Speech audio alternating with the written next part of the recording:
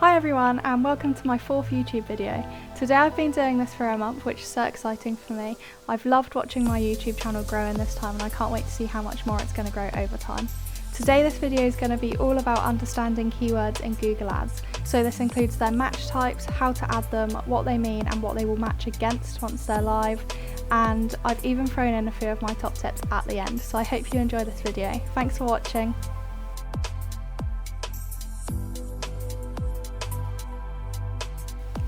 So I'm going to jump right in with what are the match types for the keywords. Now all of the keyword match types are symbolised differently, with different symbols before or around them.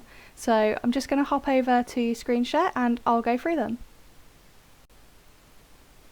So our first keyword match type is exact match keywords. These are displayed with square brackets at the beginning and end, like I've shown below with ballet shoes and running shoes. These will return ads on search terms of exactly that keyword, so ballet shoes and running shoes in this example, but it will also show for close variants like plurals and misspellings. So our second keyword match type is broad match keywords. So these aren't shown with any symbols around them, this is the default keyword match type, but any of the words or implied meanings of the words in your keyword may trigger your ad to show for a user search with broad match. So for example below we've got the words ballet, shoes and running. This could send Google off on a tangent. It might think that because we're looking for shoes and ballet in the same thing, we're just looking for ballet gear, or even with running we could be just looking for running gear, and then you get into a whole mix of workout gear. However, it could just pick up simple things like red ballet shoes or pink running shoes or running shoes for men. But as long as one of those keywords shows in the user's search term, your ad has potential of showing. So due to the nature of this, I would recommend, if you are going to use just broad match keywords, to be really tight on your SQRs. So with your search term reports, you need to sort of keep an eye on the searches that are triggering your ad to show. If for example we're a shoe company, we're only selling these shoes and we're basically just showing up for a lot of ballet searches, or like even if someone was looking for ballet schools near them, we're obviously not offering that service, and we could be throwing a lot of money on things that we're never going to convert because we don't offer what they're looking for. And while Google is good at trying to unpin people's actual intent behind their searches, using broad match keywords does put a lot of faith in the algorithms, and it's something that I just recommend keeping an eye on.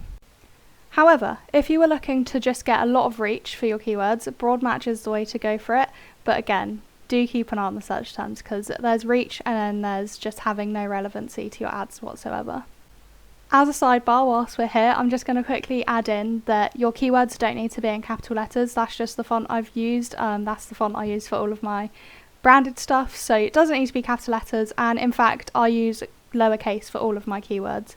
I don't think that I've seen any cases where the capitalisation in the keyword has made a difference, so that's why I use all lowercase.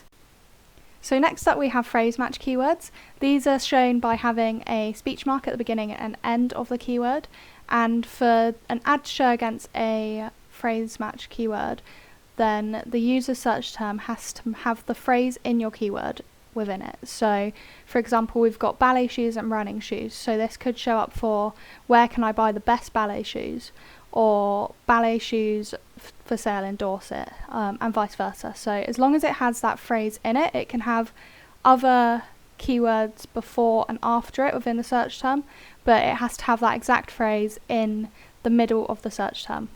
So I'm just going to skim really quickly past broad match modifier keywords.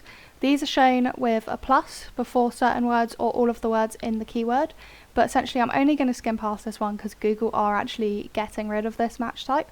I say getting rid of, they are merging it with phrase match, so phrase match is updating to include this logic behind it as well, but essentially broad match modifier is the broad keyword as we know it, so it can be massive on reach and it drops relevancy slightly, but the plus essentially means that the word following the plus, so in this case like ballet and shoes, has to be in the search term.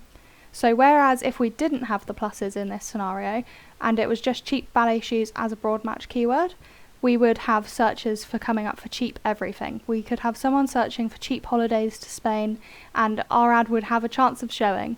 So having ballet shoes in there just means that has to be in the search term for it to show. It could be in any order, but that keyword has to be in it.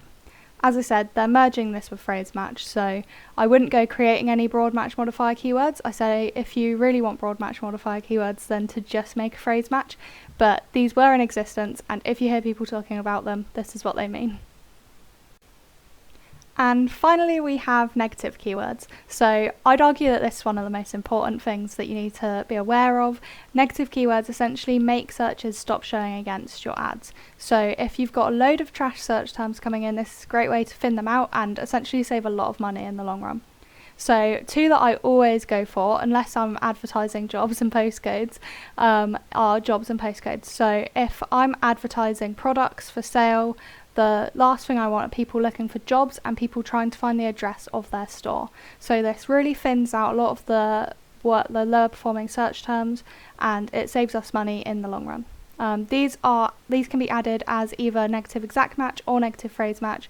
So to do that, you put the minus before them, and then you put the square brackets for exact and the speech marks for phrase, like adding a normal keyword.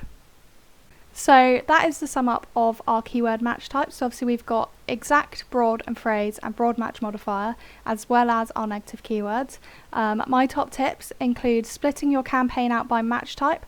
This makes your search term report so much easier because you thin out so many of the searches, and it makes budget prioritization a lot easier. So if you're working with a smaller budget and it comes to it and you need to start pulling away some of your campaigns because you're running out of your budget for the month, this makes it a lot easier to see what keywords are performing better, and usually it's the exact match ones because they're obviously a lot more relevant, and you can just pause all of the broad ones in one go because they're all segmented to their own campaign.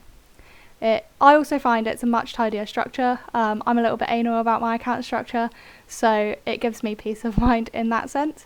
It does obviously mean you've got more campaigns and it takes a little bit longer to set up, but I do find that overall it makes account management a lot easier in the long run. And I would just say, if you are going to do this, to add your exact match keywords as a negative to your broad match campaign. So if you're targeting the exact same keywords in both exact and broad match, you don't want your broad match and phrase match for that matter to show up against your exact match keyword, so you'd essentially be bidding against yourself. So if you just add your exact match as a negative in the broad match campaign, then that should wipe away that problem for you. Once again, I really enjoyed filming this video, and thank you so much for watching. I hope you liked it. Please don't forget to like and subscribe, and if you have any questions, please send them my way and I'd love to feature them in a video. Thank you, bye!